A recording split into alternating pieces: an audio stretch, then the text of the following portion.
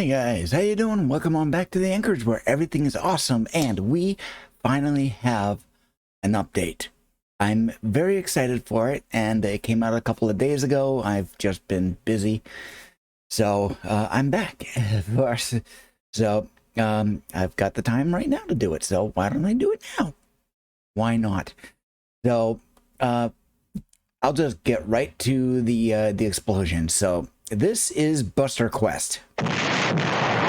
So, yeah, there we go. And so part of the two in the box HasLab Ghostbusters fundraising campaign that took place back in December of 23. So about 5 months ago, coming up on, well, we'll say 6 months ago.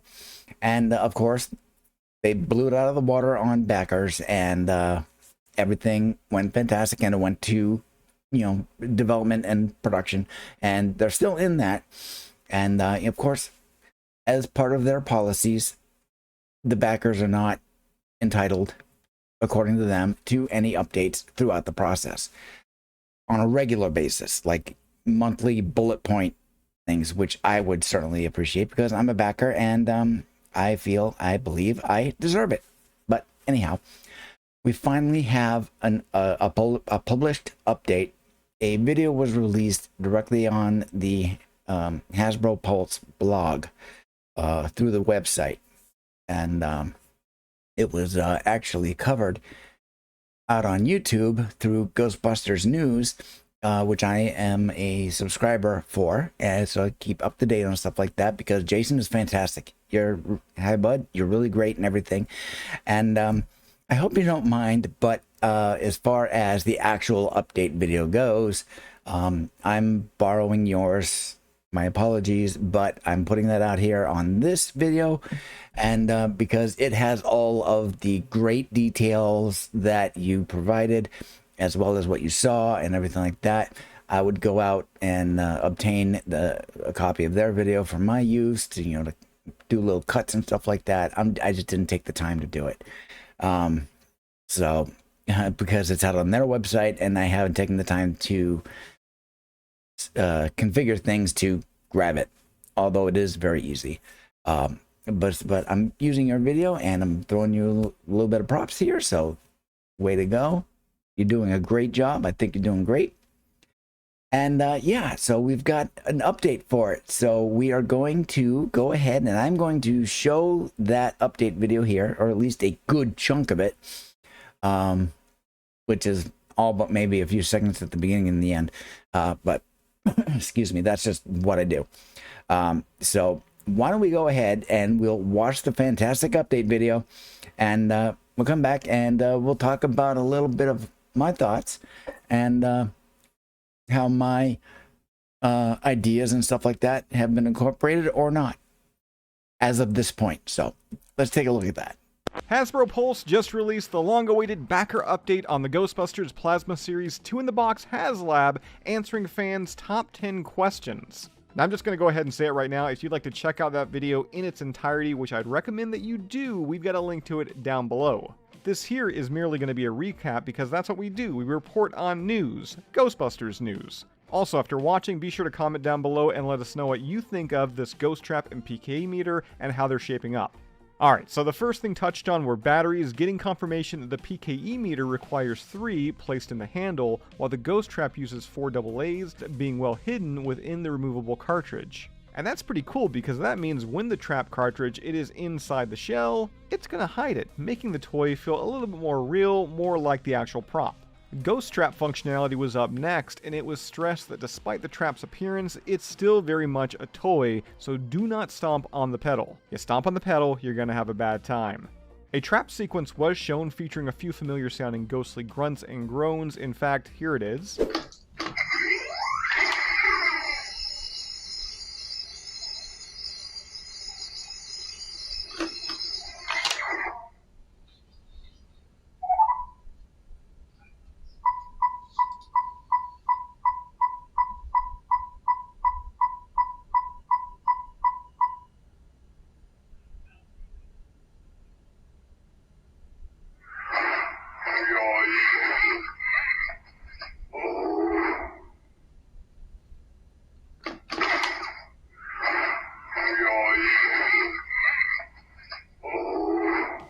Also touched on is the pointer side knob. It will serve as the Spectre selector made up of 7 different sound effects. This will include 6 specific and 1 randomized, and again here it is in action.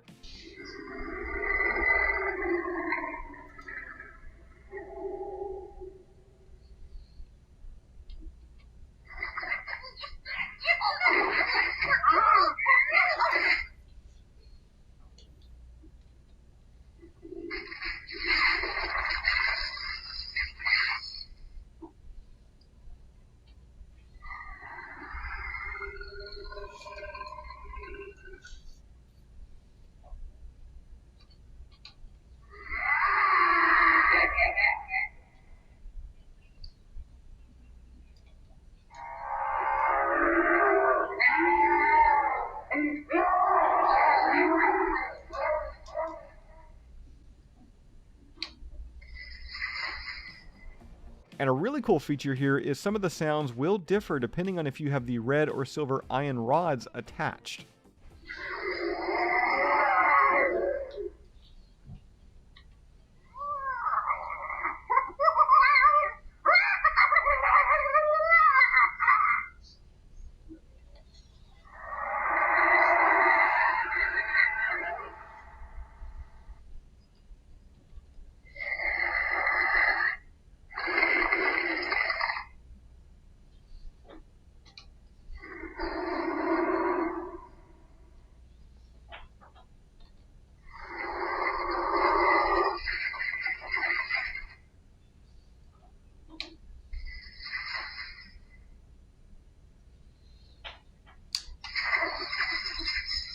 In keeping with sound effects, it was confirmed that what can be heard was for the most part provided by Sony and GhostCore, ensuring that they're genuine.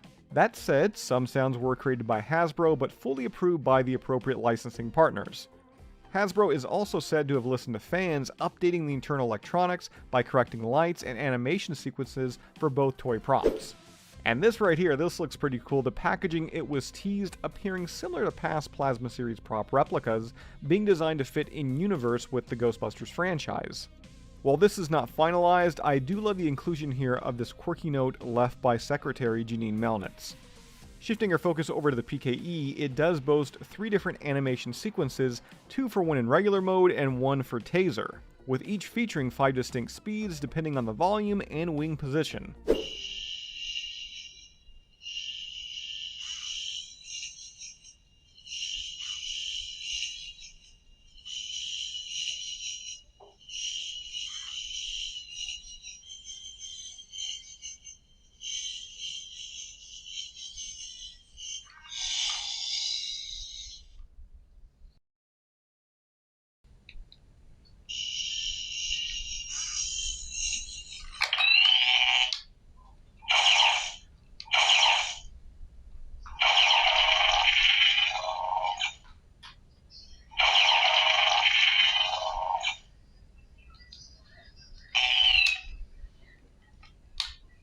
When in Taser mode, the wings are said to be durable, while the EMF detection works exactly as envisioned. In fact, here is that EMF detection mode in action, which is selectable from the bottom of the handle.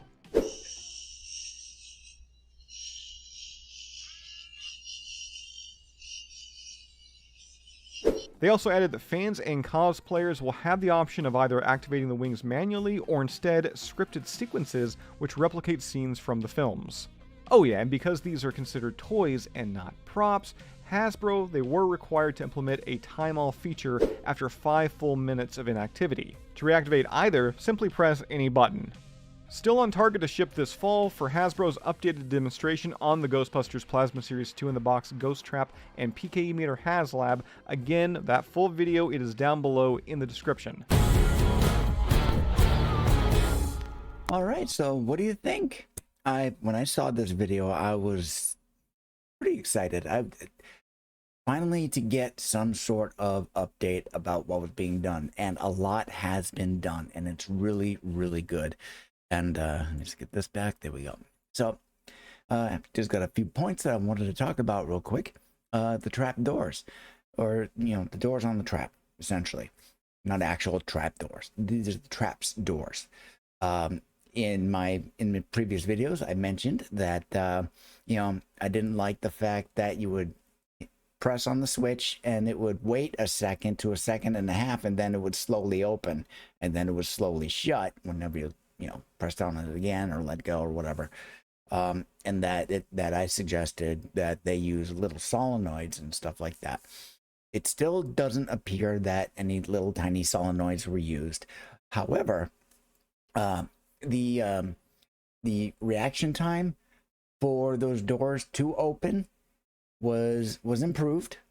So they open in a quicker amount of time. You know, you press it and it opens relatively quick. So and the doors, they don't go slow anymore, they go a little faster. They don't snap open, which would probably be best, hence the solenoids idea. But what has been done with them, I find that to be perfectly acceptable. It looks really good, and I have no complaints about it. That's really good. Regarding the sound effects, like Jason was saying in his video, that they were, you know, that their sound effects directly from Ghost Core, and that the Hasbro did go out and do a couple of themselves. But the key point there, and the folks at HasLab actually mentioned, I think it was Emily actually, she mentioned that any sounds that they had to produce themselves were under the guidance, directly under the guidance of Ghost Core themselves, and approved by Ghost Core. So that means the sound itself, you know, what sound it was, and the quality level required to be released in this toy replica. So there we go. And I think they're great. The trap's got great sound effects, and I love the Spectre Selector idea. That's really good. I'm being an OG Ghostbuster fan and stuff, everything like that. I'm probably gonna set mine to Slimer and be done with it. When he mentioned about the you know, changing the sound effects using the little sidebars, red for the original Ghostbusters and the silver ones for Ghostbusters 2. That's how that works. Yeah, you get a different set of sounds with each set of bars. But this is just an assumption, but I'd like to try to clarify that. Of course, I haven't seen it myself, so don't quote me on it. But you know, it's not like anything like NFC, near field communication, like there's a little chip inside of it and it reads the chip to say which sound effects to use. No. You got to go the cheap route. So, you know, they're a few inches long and they're about a ½ inch wide. And just from, you know, just looking at it, that's just my guess. That there's a keying, you know, there's keys on the backside that press up against through. And if you've looked at the trap in the video, you can see there's, you know, a couple of different holes and stuff like that. One hole has one switch that says Ghostbusters 1, and then you have another hole, it probably has another switch that says Ghostbusters 2, and then when you look at the actual backsides of those bars, you'll see the keying is a little different between them. And that's, you know, one is red, Ghostbusters 1, and so on and so forth. So there you go. So that's, yeah, that's a cheaper and more efficient way to do it. As far as production cost goes, development and production costs go. And that's perfectly okay in my book, so go for it, guys. That's really good. Jason was talking about the batteries and everything like that, and Emily was as well, being all AA's. 3 for the trap and 4 for the, 3 for the PKE meter and 4 for the trap. That's really good. 3 being inside of the PKE meter, that makes sense. So it would basically, you know, they go in the handle, and the handles has enough girth, we'll say, so that you could actually place them pyramid style, 1 in the center and then 2 above that. That's how I'm guessing it to be. So I'll find out if I'm wrong when I receive it in the fall. And in the trap, putting them inside of the cartridge underneath the bottom, that's fantastic. And of course, there's connectivity out to the rest of the trap, when you shove it in. Yeah, so that's really good. I like that. And of course, Jason said there's no stomping on the pedal. Don't do that. Well, Emily even said that too. Don't stomp on the pedal. This is a toy. And it's, of course, being a toy, it's made of plastic. And if you go stomping on it, like Jason was talking about, yeah, it's not going to be good times. You're going to break the thing if you stomp on it. When I saw that, I'm like, you know what? In the, maker's world and stuff like that, out on Etsy in particular, there's going to be people that make modifications.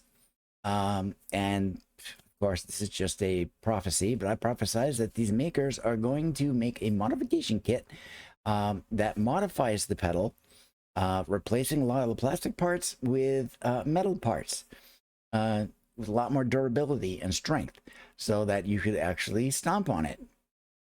And my wild guess on cost of those mods would be anywhere from 100 to 150 bucks.